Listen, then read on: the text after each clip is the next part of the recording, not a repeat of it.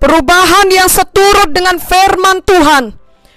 Roma 12 ayat 1-2 berkata, "Karena itu saudara-saudara, demi kemurahan Allah aku menasehatkan kamu, supaya kamu mempersembahkan tubuhmu sebagai persembahan yang hidup, yang kudus, dan yang berkenan kepada Allah.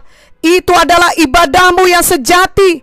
Janganlah kamu menjadi serupa dengan dunia ini, tetapi berubahlah oleh pembaharuan budimu, sehingga kamu dapat membedakan manakah kehendak Allah, apa yang baik, yang berkenan kepada Allah, dan yang sempurna." Ayat firman ini berkata agar kita berubah oleh pembaharuan budi kita. Banyak orang menyuarakan perubahan, banyak orang menginginkan perubahan, namun perubahan sejati adalah perubahan yang Tuhan inginkan, yakni perubahan dari hati kita. Ketika hati kita berubah oleh firman Tuhan, maka cara berpikir kita yang lama juga berubah, perkataan kita berubah, tindakan kita berubah, dan semua perubahan itu adalah ke arah yang lebih baik, yang seturut firman Tuhan. Namun kita masing-masing harus membuat pilihan akan hal itu. Tuhan memberi kita kehendak bebas. Sebenarnya tidak ada seorang pun yang dapat memaksa hati kita untuk berubah. Marilah kita sendiri yang memilih untuk mau berubah sesuai dengan apa yang dikatakan firman Tuhan. Dan untuk itu, kita harus benar-benar menyerahkan seluruh hati kita dan hidup kita kepada Tuhan Yesus.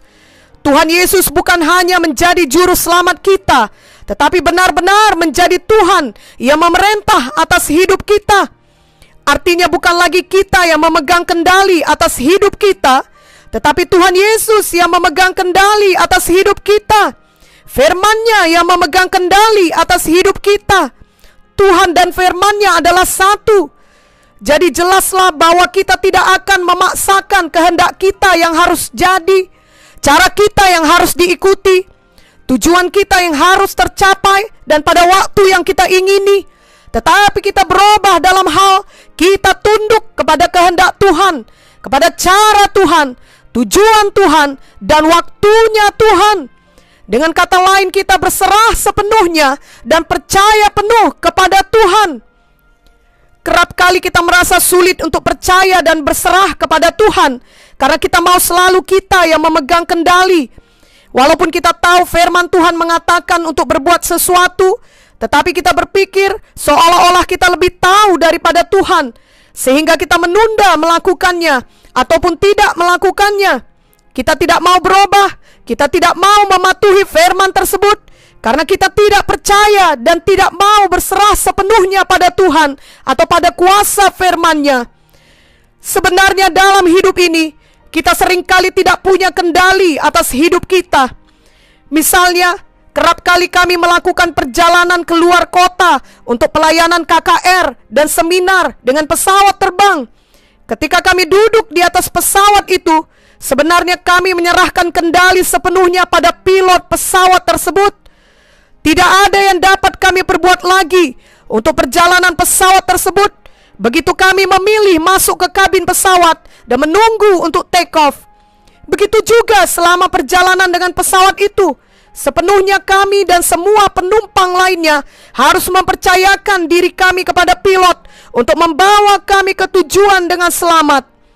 Sama halnya ketika seorang pasien harus dioperasi dan ia menyetujui dokter di rumah sakit untuk melakukannya. Maka ketika hal itu terjadi, ia dibius dan menyerahkan sepenuhnya kendali kepada dokter bedah, dokter anestesi, beserta semua tenaga medis lainnya yang terlibat dalam operasi itu. Ia tidak mungkin bernegosiasi di tengah operasi dengan para dokter. Sebelum dioperasi, ia telah diberikan informasi yang diperlukan, lalu ia menyetujuinya. Maka setelah itu tidak ada lagi yang dapat ia lakukan kecuali mempercayakan sepenuhnya hidupnya kepada para dokter. Ia harus mempercayai bahwa dokter-dokter tersebut akan melakukan hal yang terbaik untuk dirinya. Jadi sebenarnya dalam hidup kita, seringkali kita dihadapkan pada situasi di mana bukan kita yang memegang kendali. Kita harus mempercayakan diri kita kepada orang lain. Bila kita dapat melakukannya kepada manusia, Mengapa gerangan kita ragu mempercayakan hidup kita sepenuhnya kepada Tuhan yang Maha Kuasa, yang adalah pencipta kita? Tuhan Yesus sangat mengasihi kita. Ia memikul semua dosa kita dan mati di kayu salib untuk menebus kita. Tuhan Yesus rela menderita dan berbilur-bilur untuk kita. Tuhan Yesus mau kita sungguh-sungguh percaya padanya, sungguh-sungguh percaya pada firman-Nya, dan membiarkan Ia yang memegang kendali atas hidup kita setiap hari. Bila kita sepenuhnya percaya kepada Tuhan, maka kita juga sepenuhnya percaya kepada firman Tuhan. Lalu ketika firman Tuhan mengajar kita di mana kita harus berubah, maka seharusnya lah kita mau berubah sesuai dengan apa yang diajarkan firman. Ketika firman Tuhan menyatakan kesalahan kita dan kita dituntut untuk berubah, kita mau berubah dan bertobat dari kesalahan kita tersebut. Ketika firman Tuhan menegur kita untuk memperbaiki kelakuan kita, kita mau berubah dan benar-benar memperbaiki kelakuan kita. Ketika firman Tuhan mendidik kita dalam kebenaran, jika selama ini kita melawan didikan dan juga melawan kebenaran, maka seharusnya lah kita mau berubah seturut apa yang dikatakan firman Tuhan tersebut. 2 Timotius 3 ayat 16 jelas berkata, segala tulisan yang diilhamkan Allah memang bermanfaat untuk mengajar, untuk menyatakan kesalahan, untuk memperbaiki kelakuan, dan untuk mendidik orang dalam kebenaran. Ingatlah bahwa kehendak Tuhan bagi kita selalu baik. Yeremia 29 ayat 11 berkata, sebab aku ini mengetahui rancangan-rancangan apa yang ada padaku mengenai kamu. Demikianlah firman Tuhan, yaitu rancangan damai sejahtera dan bukan rancangan kecelakaan, untuk memberikan kepadamu hari depan yang penuh harapan. Inilah rancangan Tuhan bagi kita, yakni rancangan damai sejahtera.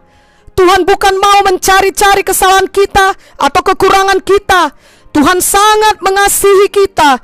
Ia mau mengampuni kita. Ia mau mengubah hidup kita menjadi lebih baik. Dan suatu hari kelak Ia membawa kita ke sorga, ke Yerusalem baru.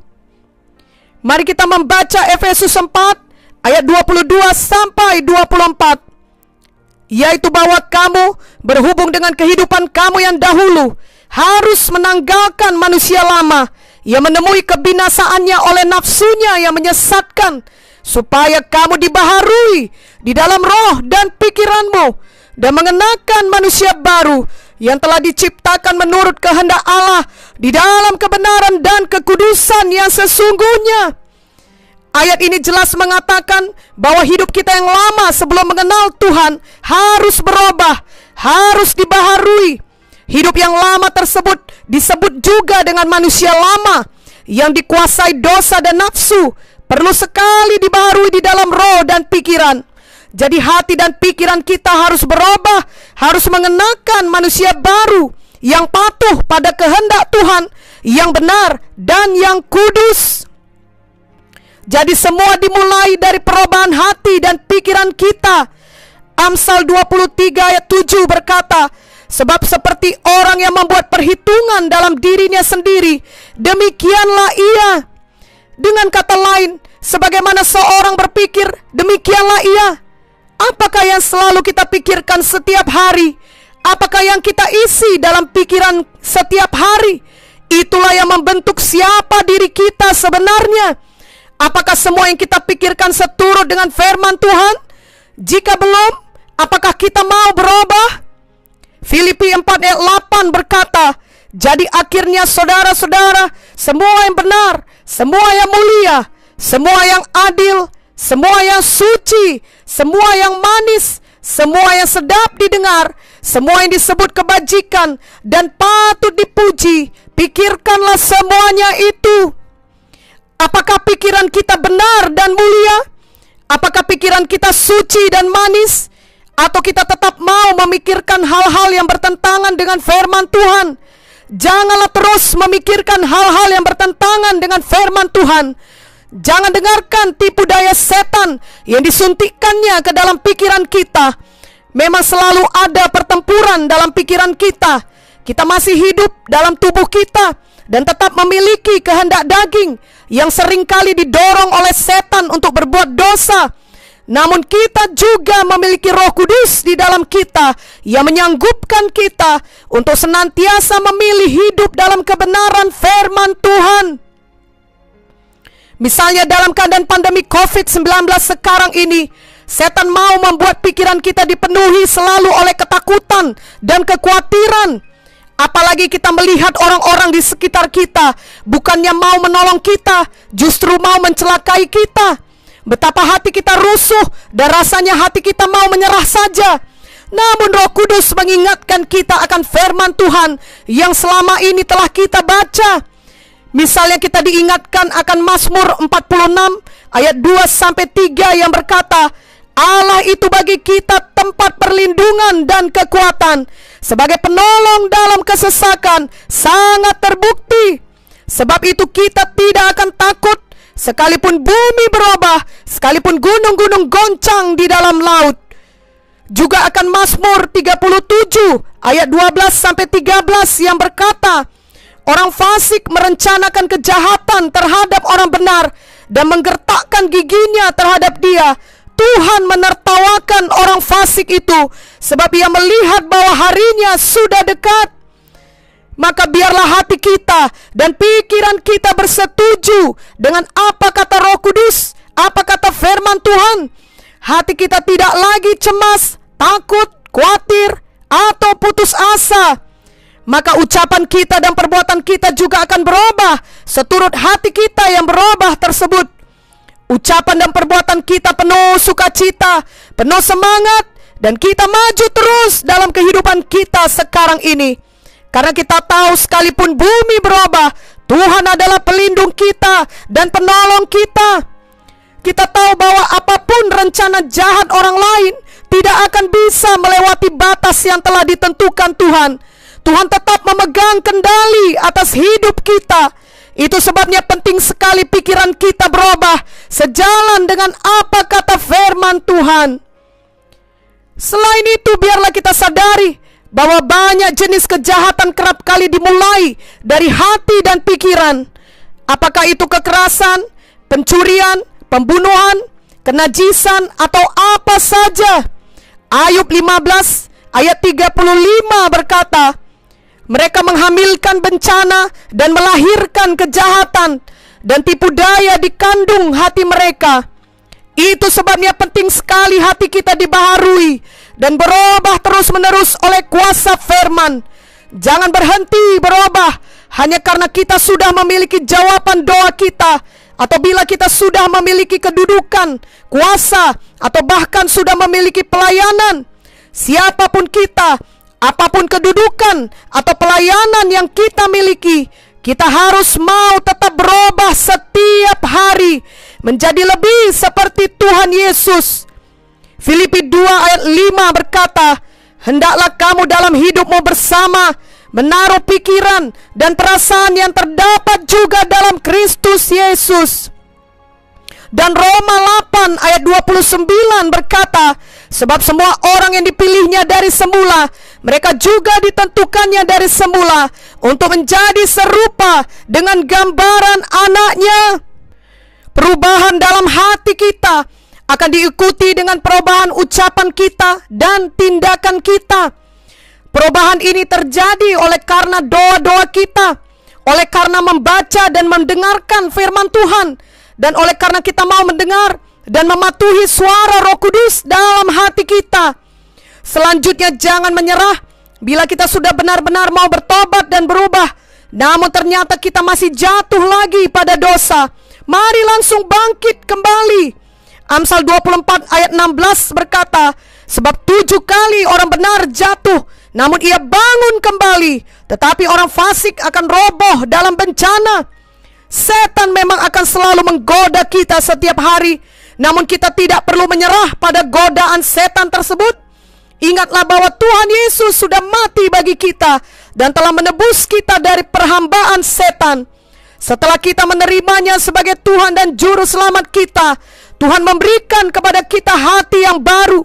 Jadi jangan biarkan setan menipu kita dengan godaannya yang berkata bahwa kita tidak akan bisa berubah, Kita akan tetap dikuasai oleh nafsu dan dosa. Kita akan selalu kalah. Itu semua adalah kebohongan. Setan adalah bapa pendusta. Mari kita membaca Yehezkiel 11 ayat 19 sampai 20 dan Yehezkiel 36 ayat 26 sampai 27. Aku akan memberikan mereka hati yang lain dan roh yang baru di dalam batin mereka. Juga aku akan menjauhkan dari tubuh mereka hati yang keras dan memberikan mereka hati yang taat, supaya mereka hidup menurut segala ketetapanku dan peraturan-peraturanku dengan setia. Maka mereka akan menjadi umatku dan aku akan menjadi Allah mereka. Kamu akan kuberikan hati yang baru dan roh yang baru di dalam batinmu, dan aku akan menjauhkan dari tubuhmu hati yang keras dan kuberikan kepadamu hati yang taat. Rohku akan kuberikan diam di dalam batinmu, dan aku akan membuat kamu hidup menurut segala ketetapanku dan tetap berpegang pada peraturan-peraturanku dan melakukannya. Inilah kebenaran yang sesungguhnya. Hati yang baru menjadi milik kita, hati yang taat menjadi milik kita. Itu sebabnya kita selalu mau dibaharui oleh firman, oleh Roh Kudus di dalam kita. Kita sendiri mau berubah. Kiranya mulai hari ini perubahan kita atau kemajuan kita menjadi nyata bagi orang lain, dan nama Tuhan dimuliakan oleh karena hidup kita yang berubah. Jika tadinya kita mementingkan diri sendiri, kita berubah seturut firman. Jika tadinya kita penuh kebencian, kita berubah seturut firman. Jika tadinya kita selalu takut dan khawatir, kita berubah seturut firman. Jika tadinya kita dikuasai iri hati dan kesombongan, kita berubah seturut firman Tuhan. Jika tadinya kita tidak suka yang baik dan yang kudus, kita berubah seturut firman Tuhan. Jika tadinya kita malas dan menghindari tanggung jawab, kita berubah seturut firman Tuhan.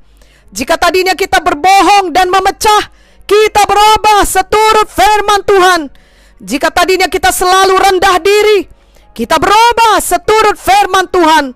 Orang lain dapat melihat perubahan yang kita alami sejak kita menjadi anak-anak Tuhan. 1 Timotius 4 ayat 15 berkata, perhatikanlah semuanya itu, hiduplah di dalamnya, supaya kemajuanmu nyata kepada semua orang. Filipi 2 ayat 15 berkata, supaya kamu tiada beraib dan tiada bernoda, sebagai anak-anak Allah yang tidak bercela di tengah-tengah angkatan yang bengkok hatinya dan yang sesat ini, sehingga kamu bercahaya di antara mereka seperti bintang-bintang di dunia. Ini sejalan dengan ayat firman di awal tadi, yakni Roma 12 ayat 2 yang berkata, janganlah kamu menjadi serupa dengan dunia ini, tetapi berubahlah oleh pembaharuan budimu, sehingga kamu dapat membedakan manakah kehendak Allah, apa yang baik, yang berkenan kepada Allah, dan yang sempurna. Biarlah kita berubah, tidak serupa dengan dunia ini.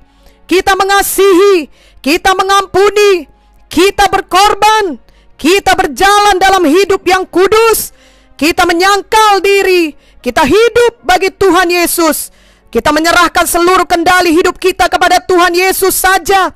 Kita percaya sepenuhnya kepada Tuhan Yesus sepanjang umur hidup kita di dunia ini. Dan kelak kita akan bersama Tuhan Yesus yang mulia selama-lamanya di sorga, di Yerusalem baru. Amin.